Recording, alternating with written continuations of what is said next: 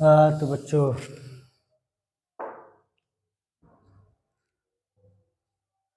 तो good morning बच्चों। एक बार फिर से आपका आरबी फिजिक्स क्लासेस में हार्दिक स्वागत है। और कक्षा 12 की फिजिक्स चैप्टर 1 यूनिट 1 चल रहा है, इलेक्ट्रिक फील्ड एंड फोर्स। और उसमें हमने इलेक्ट्रिक फील्ड और फोर्स से संबंधित लगभग जितनी चीज़ें थी हमने उसको सॉल्व कर लिया है, दूसरे आघूर्ण के कारण भी समझ लिया है उसको। अब हम चल रहे हैं कुछ अगले टॉपिक की तरफ। परंतु एक बात बताना जरूरी है कि कुछ किताबों में जिस टॉपिक को अब हम आगे शुरू करने जा रहे हैं वो चैप्टर 2 में दिया है, बट हमारा बेस एनसीईआरटी है, तो एनसीईआरटी में ये इसी चैप्टर में यूनिट 1 में ही है। तो आज हमें पढ़ना है विद्युत फ्लक्स और गॉस प्रमेय। उसके पहले कुछ उसके छोटे मोटे टर्म जानना जरूरी है। तो आइए, आप सबसे पहले एक छोटा सा टर्म है क्षेत्रफल, क्षेत्रफल सदिश, है ना, क्षेत्रफल सदिश। तो पहली बात तो क्षेत्रफल सदिश नाम से पता चल रहा है, क्षेत्रफल सदिश एक सदिश राशि है, एक सदिश राशि है जिसकी दिशा पृष्ठ के लंबवत होती है, पृष्ठ के लंबवत होती है, लंबवत होती है। जैसे,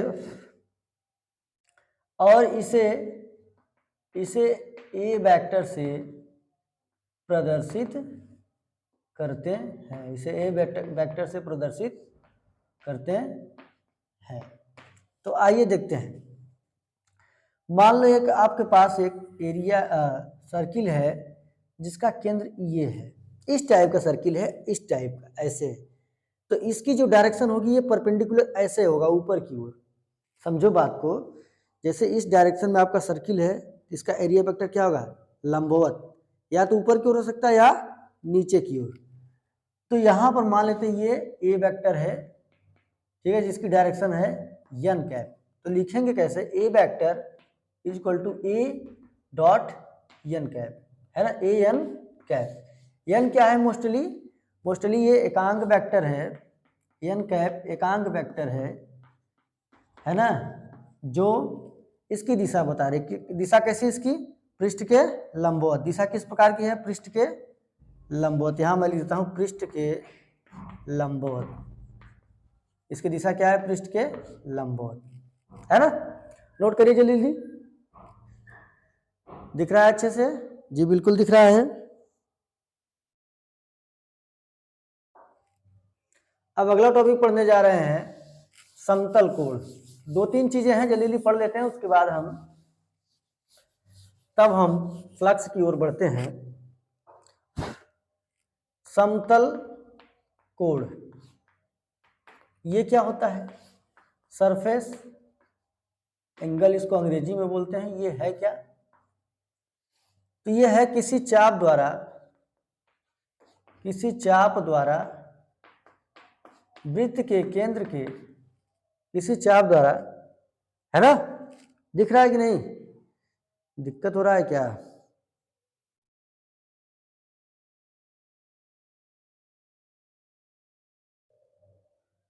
ठीक है, ठीक दिख रहा है।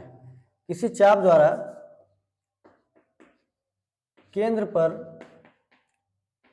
पर घिरे भाग को समतल कोण कहते हैं, समतल कोण कहते हैं। जैसे जो कोण की परिभाषा सेम वही चीज, जैसे ये एक चाप है, मान लेते हैं इस चाप की लंबाई क्या है, एक छोटी सी चाप है तो ds मान लेते हैं, और इसका कोण क्या है, d थीटा, और डिस्टेंस यहाँ पर रेडियस क्या है, r, है ना। तो d theta is equal to ds by r। अब ये इसका डिफिनीशन है, देखो, इस चाप के द्वारा केंद्र पर गिरे हुए भाग, ये भाग गिरा हुआ है ना, इसको क्या कहते हैं, कोण कहते हैं। कोण बराबर होता है चाप बटे में त्रिज्या। कोण बराबर क्या होता है, यहाँ पर मैं और अच्छे से इसको, कोण बराबर होता है समतल कोण चाप बटे में, चल रहा है, चाप बटे में त्रिज्या। तो कोण क्या है जी थीटा और चाप क्या है डी एस बटे में आर, है ना। परंतु यदि इसको हम इस चाप को पूरा ऐसे बना दें, अगर पूरा ऐसे बनाएंगे इस चाप को, तो एक इस प्रकार का आपका सर्किल बन जाएगा। और इसके द्वारा ये भाग हम कभी अभी तक हम चर्चा कर चुके हैं कि ये आपका छोटा सा चाप है डी एस और ये एक छोटा सा कोण है डी थीटा और ये क्या है रेडियस आर। अगर इसको हम पूरे सर्किल पे ऐसे घुमा दे, पूरा ऐसे पूरा चाप ले लें तो क्या होगा। इसलिए हमें क्या करना चाहिए, इसका इंटीग्रेशन कर देंगे तो काम हो जाएगा। तो आइए देखते हैं integration of D theta is equal to integration of संपूर्ण डी एस बाई आर। ये गोला क्या बता रहे पूरा, गोले का मतलब होता है संपूर्ण इंटीग्रेशन, संपूर्ण समाकलन। डी थीटा का यदि करेंगे तो थीटा मान लेते हैं, पूरा कोण क्या हो जाए यहां से यहां तक क्या हो गया थीटा बराबर 1 बाई आर। और डी एस क्या हो जाएगा, जब पूरा लेंगे तो पूरा क्या हो जाएगा, यहां से यहां तक चाप क्या होगा वृत्त की परिधि 2 पाई आर, यहां से यहां तक चाप क्या होगा 2 पाई आर। तो आर से आर कैंसिल, तो थीटा इक्वल टू आ जाएगा 2 पाई और इसका मात्रक होता है रेडियन। क्या होता है रेडियन। नोट करिए जल्दी से, जल्दी इसको नोट करिए, है ना, डी थीटा, ठीक है। मिटाए बच्चों,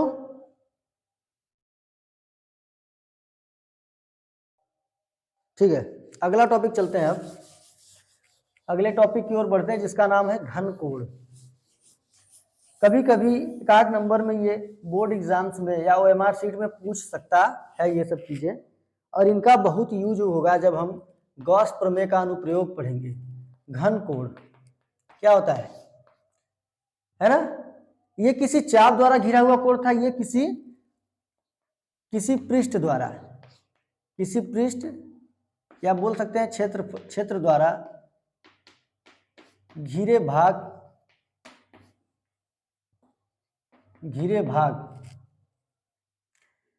किसी पृष्ठ क्षेत्र द्वारा घिरे भाग को, दिक्कत हो रहा है क्या कुछ यहां पर हम, ठीक है, पहले इसको समझ लेते हैं फिर लिखते हैं, फिर पहले समझ लेते हैं। जैसे मान लो ये कोई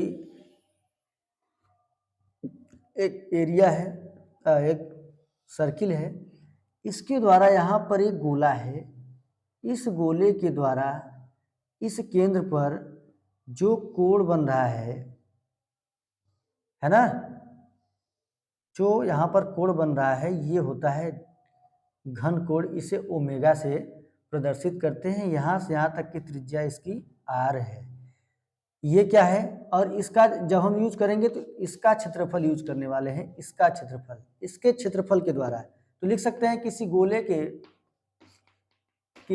के क्षेत्रफल द्वारा घिरे भाग को घन कोण कहते हैं, है ना। दूसरी बात, इसे ओमेगा से प्रदर्शित करते हैं, इसे ओमेगा से, यानी ओमेगा, है ना बच्चा, इसे ओमेगा से प्रदर्शित करते हैं, इसे ओमेगा से प्रदर्शित करते हैं। इसी गोले के क्षेत्रफल द्वारा, ये क्षेत्रफल है, ये गोले का क्षेत्रफल, इसके द्वारा जो घिरा हुआ भाग है, ये जो कोण बना रहा है इसको बोलते हैं घन कोण, है ना। इसका मात्रक स्टेरेडियन होता है, स्टेरेडियन, इसका मात्रक स्टेरेडियन होता है। तो आइए देखते हैं क्या होगा। ओमेगा बराबर, अगर ये ओमेगा बराबर हो जाएगा ए बटे में आर स्क्वायर, है ना। कोण बराबर क्या होता है चाप बटे में त्रिज्या, चाप क्या है इसका पूरा क्षेत्रफल और त्रिज्या क्या है ये यहाँ से जो त्रिज्या का वर्ग होगा, क्योंकि क्षेत्रफल थोड़ा सा बड़ा होता है, तो यहाँ से हो जाएगा ये आपका a बटे में आर स्क्वायर हो गया। ये आपका इसका बेसिक फार्मूला है, नोट कर लीजिए इसको भी।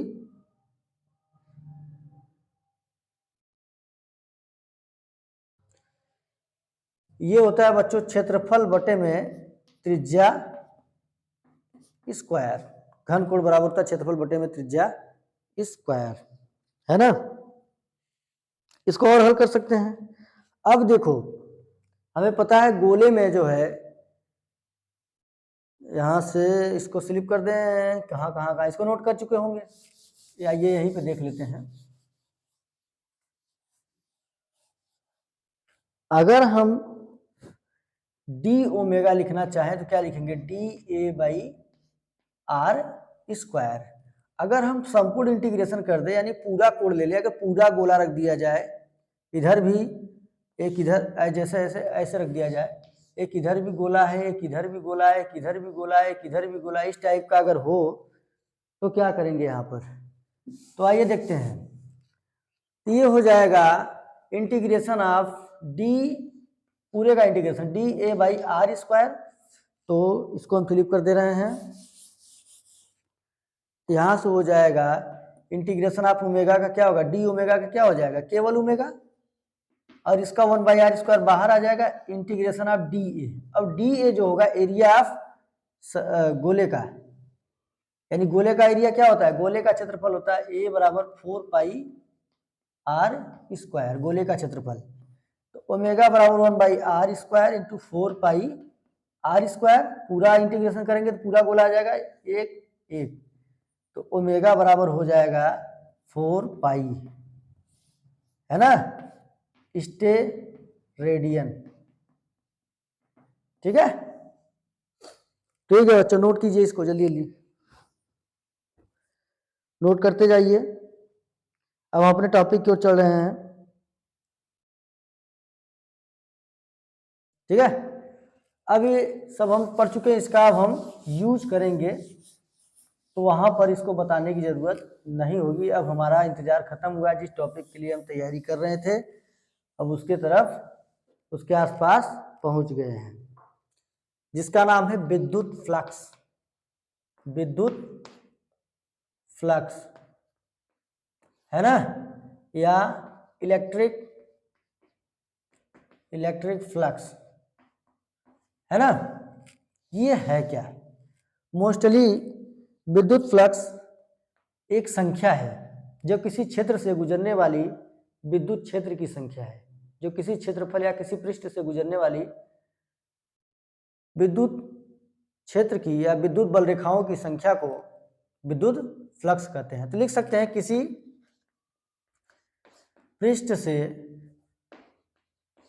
पृष्ठ से गुजरने वाली या जाने वाली, किसी पृष्ठ से या निकलने वाली, है ना, किसी पृष्ठ से निकलने वाली, ये अच्छा रहेगा, किसी पृष्ठ से निकलने वाली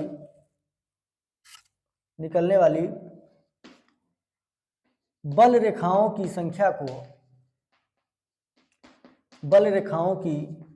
किसी पृष्ठ से निकलने वाली बल रेखाओं की संख्या को विद्युत फ्लक्स कहते हैं, है ना। दूसरी बात, इसे फाई से प्रदर्शित करते हैं, ऐसा, इसे फाई से प्रदर्शित करते हैं, है ना।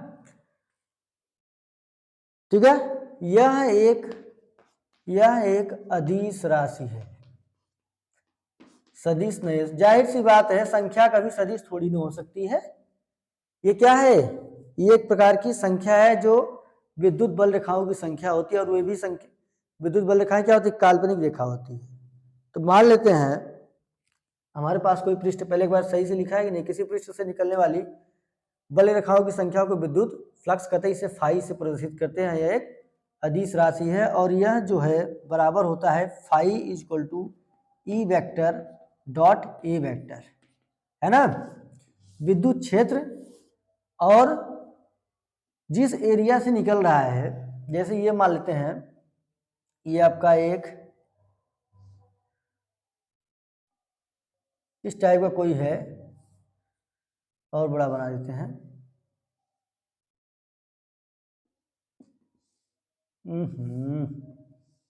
ठीक है। यहां से विद्युत बल रेखाएं ऐसे निकल रही हैं, है ना, ठीक है कि नहीं। तो इसमें कितने फ्लक्स हैं, तो हमने क्या है, विद्युत बल रेखाओं की संख्या होती है, तो कितनी संख्या दिख रही है, 1 2 3 4। इस पृष्ठ से, ये पृष्ठ है, इस पृष्ठ से गुजरने वाले फ्लक्स रेखाओं की संख्या कितना है, 1 2 3 4। बल रेखाओं की संख्या कितना है, 4। तो फ्लक्स क्या होगा, 4 होगा, है ना। तो मोस्टली वही चीज है, किसी पृष्ठ से निकलने वाली बल रेखाओं की संख्या को विद्युत फ्लक्स कहते हैं, इसे फाई से प्रदर्शित करते हैं। यह एक अदिश राशि है, ये बराबर होता है dot product of electric vector, electric field vector and area vector, ठीक है। किसी पृष्ठ से डॉट प्रोडक्ट होता है बच्चों, देखो ये कितना, 1 2 3 4 बल रेखाएं निकली हैं, इसी चारों को, यानी इसी को बोलते हैं इलेक्ट्रिक फ्लक्स, इसी को काउंट कर दो, इलेक्ट्रिक फ्लक्स आपका हो गया। ये क्या होता है, फाई इक्वल टू होता है ई वेक्टर डॉट ए वेक्टर, ठीक है। जल्दी से नोट कीजिए इसको, फिर स्लिप करें,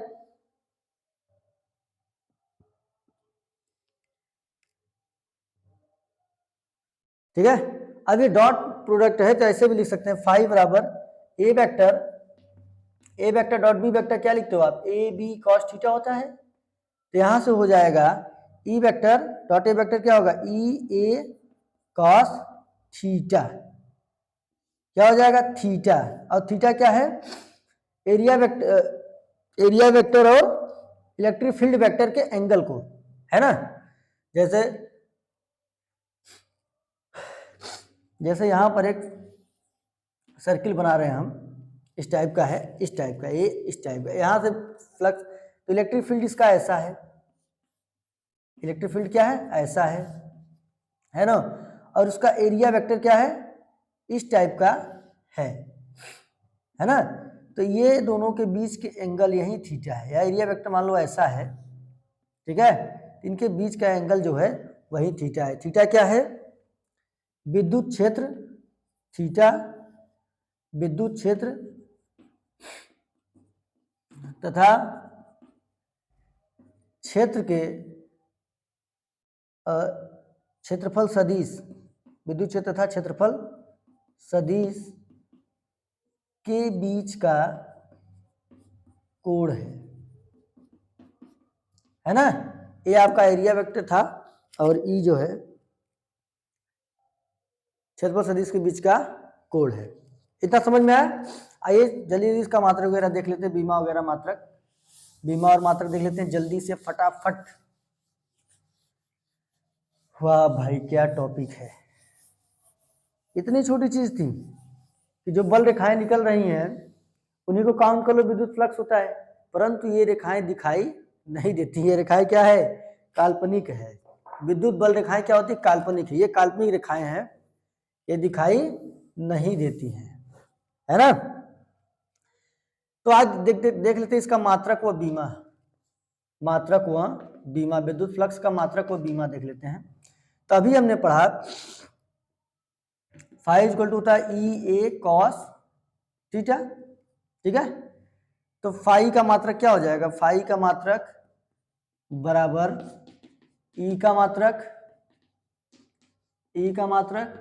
गुणे ए का मात्रक, का थीटा का कोई मात्रक होता ही नहीं है क्योंकि ये न्यूमेरिकल वैल्यू है। तो ई का मात्रक क्या है, ई का मात्रक क्या होता है, अगर आपको नहीं पता है तो आप F E equal to Q F upon Q naught पढ़ा था कि नहीं, E equal to F upon Q naught, यानी न्यूटन पर कूलाम, ठीक है। और क्षेत्रफल का क्या होता है, मीटर स्क्वायर, तो यहां से हो जाएगा न्यूटन मीटर स्क्वायर प्रति कूलाम, ये है इसका मात्रक। इसकी बीमा देख लेते हैं, बीमा इसका हो जाएगा, बीमा हो जाएगा, न्यूटन की बीमा क्या होती है, एम एल टी माइनस 2, और मीटर का एल स्क्वायर बटे में AT कूलाम का। ये यहाँ से हम सॉल्व करेंगे तो m L स्क्वायर और L क्यूब और t की पावर 1 है, ऊपर जाएगा -1 हो जाएगा, t की पावर -3, a की पावर -1। ये है इसकी बीमा। ये भी जल्दी से नोट कर लीजिए। विद्युत फ्लक्स यदि आपसे पूछेगा तो क्या कहेंगे, सीधे बताना है कि विद्युत फ्लक्स क्या है, विद्युत बल रेखाओं की संख्या है जो किसी पृष्ठ से निकलती है।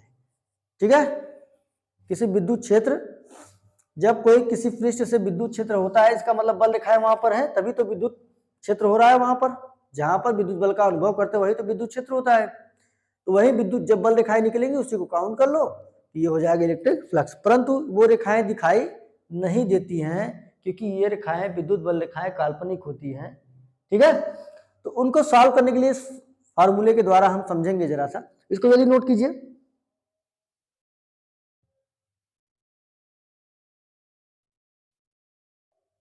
आइए एक प्यारा सा न्यूमेरिकल देखते हैं इस पर।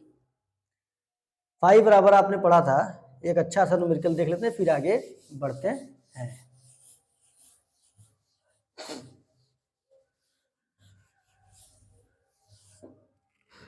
तो यहां पर है बच्चा, क्वेश्चन है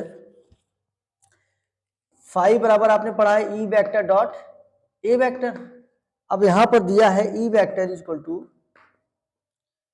5i cap plus 10j cap newton पर कूलाम, और एरिया वेक्टर दिया है आपका 0.2j कैप, है ना, मीटर स्क्वायर। ठीक, तो क्या होगा इसका इलेक्ट्रिक फ्लक्स जब निकालेंगे तो E vector dot A vector. E vector क्या है आपका 5i cap plus 10j cap dot 0.2j cap.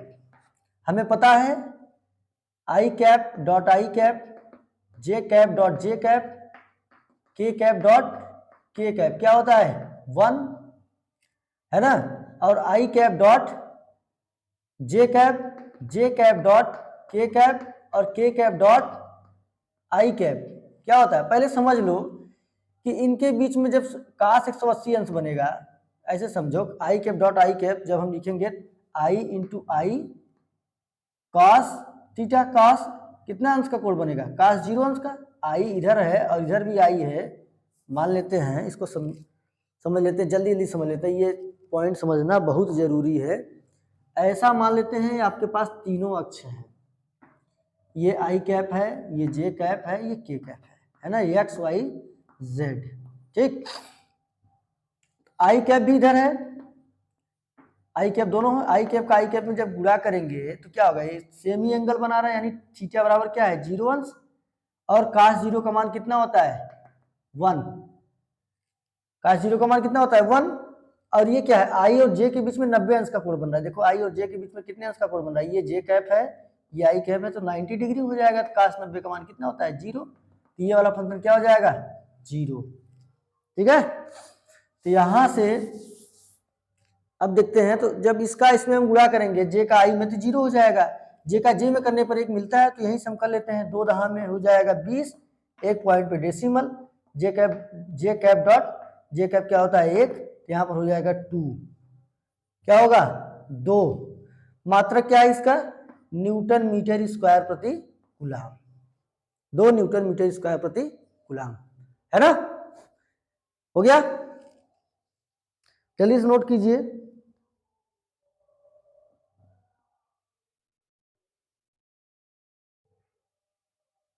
ठीक है, अब जल्दी से हम, दिख रहा है कि नहीं, अब जल्दी से हम फटाफट पढ़ लेते हैं गॉस का प्रमेय। बस छोटी छोटी चीजें हैं, मजा तो तब आएगा जब गॉस प्रमेय का इस्तेमाल पढ़ेंगे, यूज पढ़ेंगे, यूज ऑफ गॉस थ्योरम। तो बोर्ड के दृष्टिकोण से हर बार की बोर्ड में लगभग कुछ ना कुछ गॉस प्रमेय से जरूर पूछा है, चाहे तो गॉस प्रमेय ही पूछ लिया है या तो फिर गॉस प्रमेय का अनुप्रयोग पूछ लिया है कोई एक, है ना। तो इसलिए गॉस प्रमेय यूपी बोर्ड के या किसी भी बोर्ड की दृष्टि से बहुत ही इंपॉर्टेंट है। तो गॉस प्रमेय, गॉस प्रमेय क्या है ना, गॉस प्रमेय क्या है, गॉस प्रमेय ये कहता है कि जैसे ये कोई चार्ज है ना, ये कोई चार्ज है, ये कोई चार्ज है, बार बार माइक कोई खराब हो रहा है क्या?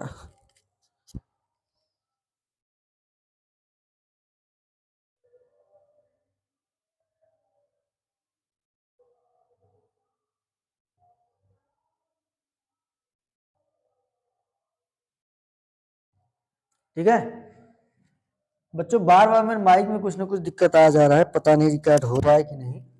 चलो बंद कर लेते हैं अपना काम। ठीक है, ये कोई चार्ज है सेंटर पर, यहां से मान लेते हैं ये r डिस्टेंस पर इसका ये सर्किल है। तो गॉस का प्रमेय ये कहता है कि किसी बंद पृष्ठ से, ये बंद पृष्ठ बन रहा है, किसी बंद पृष्ठ से गुजरने वाला इलेक्ट्रिक फ्लक्स या निकलने वाला इलेक्ट्रिक फ्लक्स उसमें उपस्थित आवेश का 1/ε0 गुना होता है या ε0 गुना होता है। तो गॉस के प्रमेय के अनुसार किसी बंद पृष्ठ से, पहली बात तो गॉस का प्रमेय वहीं लागू होगा जब कोई बंद पृष्ठ होगा, नोट लिख लेना। गॉस का प्रमेय बंद पृष्ठ में लागू होगा, और यह प्रमेय विद्युत फ्लक्स ज्ञात करने में, यह प्रमेय विद्युत फ्लक्स ज्ञात करता है ना। अब ये प्रमेय होता क्या है, इसको लिखेंगे किसी बंद पृष्ठ से गुजरने वाला विद्युत फ्लक्स, किसी बंद पृष्ठ है कि नहीं, किसी बंद पृष्ठ यानी क्षेत्रफल क्या हो, बंद होना चाहिए, किसी बंद पृष्ठ से गुजरने वाला विद्युत फ्लक्स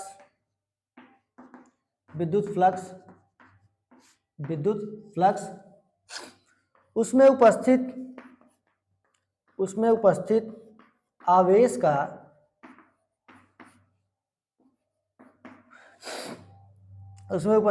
का 1/ε0 गुना होता है, यानी फाई इक्वल टू हो जाएगा, फाई इक्वल टू होगा Q इंटू 1/ε0।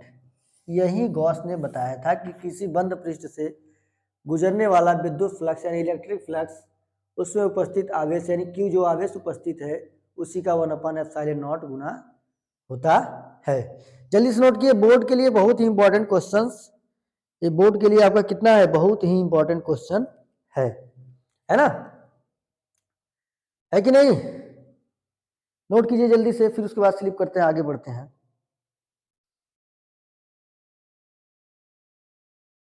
ठीक है, आइए गॉस के प्रमेय को सिद्ध करते हैं। ये तो प्रमेय लिख लिया हमने, अब इसको सिद्ध करते हैं। तो लिख देंगे गॉस के प्रमेय का निगमन। ठीक है, वही सेम आपका यहाँ पर एक बंद पृष्ठ बन रहा है, यहाँ पर सेंटर पर Q चार्ज है। ठीक है, ये आपका Q चार्ज है और यहाँ से यहाँ तक का डिस्टेंस क्या है, R। त्रिज्या क्या है, रेडियस क्या है, R। ठीक है, हमने पढ़ा था फाई बराबर EA cos थीटा। अब देखो इसका अगर जिस भी इलेक्ट्रिक फील्ड इस दिशा में यदि है ना, इस इलेक्ट्रिक फील्ड क्या है, इस डायरेक्शन में, मान लेते हैं यहाँ पर या यहीं पर समझ लेते हैं, इलेक्ट्रिक फील्ड क्या है, ऐसा है और इसका एरिया वेक्टर भी ऐसा है ना। आइए देखते हैं अभी, फाई इक्वल टू Q क्या है, 1/4πε0 Q बटे में R², पढ़ाई होगा है ना। अब किसी पृष्ठ का एरिया क्या होगा, 4πr², क्योंकि ये गोला है, जब इसको बंद किया जाएगा तो गोला होगा कि नहीं, ये सर्किल के जैसा दिख रहा है परंतु ये बंद है, बंद पृष्ठ है। क्या होगा, cos थीटा क्या होगा, area between, angle between E and A। तो जिस तरफ इसका विद्युत क्षेत्र है उसी तरफ इसका क्षेत्रफल की भी दिशा है, तो दोनों सेम दिशा में है, तो cos थीटा क्या हो जाएगा, 0 अंश। यहां लिख लेना cos theta equal to cos 0, क्योंकि विद्युत क्षेत्र व क्षेत्रफल की दिशा समान है। जब समान है, एक ही दिशा में चल रहे हैं, तो कोण क्या होगा? 0 अंश।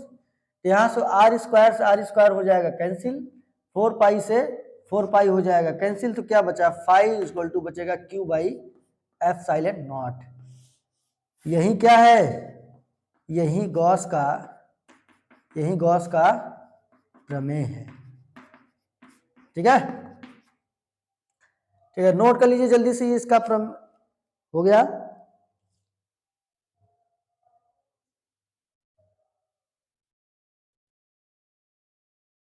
नोट कर लीजिए, हो गया। अब बच्चों, जब भी आपसे बोर्ड में पूछेगा गॉस प्रमेय क्या है, तो इसके पहले जो हमने गॉस की डिफिनीशन लिखा था, उसके बाद इसका निगमन कर दिया। फिर उसके बाद ये मोस्टली केवल फाई ज्ञात करने के लिए होता है, और लागू कहाँ होता है? किसी बंद पृष्ठ में। किसी बंद पृष्ठ में ये लागू होता है, किसी बंद पृष्ठ से गुजरने वाला एक विद्युत फ्लक्स, उसमें उपस्थित आवेश का, इसमें जो चार्ज उपस्थित है, इसी आवेश का 1/एप्सिलॉन 0 गुना होता है। यही है गॉस का प्रमेय। तो ठीक है बच्चों, आज के लिए बस इतना ही। अगले वीडियो में फिर हम मिलेंगे, तो हम पढ़ेंगे अगले वीडियो में विद्युत गॉस के प्रमेय का अनुप्रयोग, गॉस के प्रमेय का अनुप्रयोग, और इसी का अनुप्रयोग पढ़ने के बाद ही हमारा चैप्टर 1 हो जाएगा समाप्त। ठीक है, गॉस के प्रमेय का अनुप्रयोग पढ़ेंगे। तब तक के लिए आप इसको एक बार रिवाइज करते रहिए, नोट्स बनाते रहिए, और मस्त रहिए, चुस्त रहिए और तंदुरुस्त भी रहिए।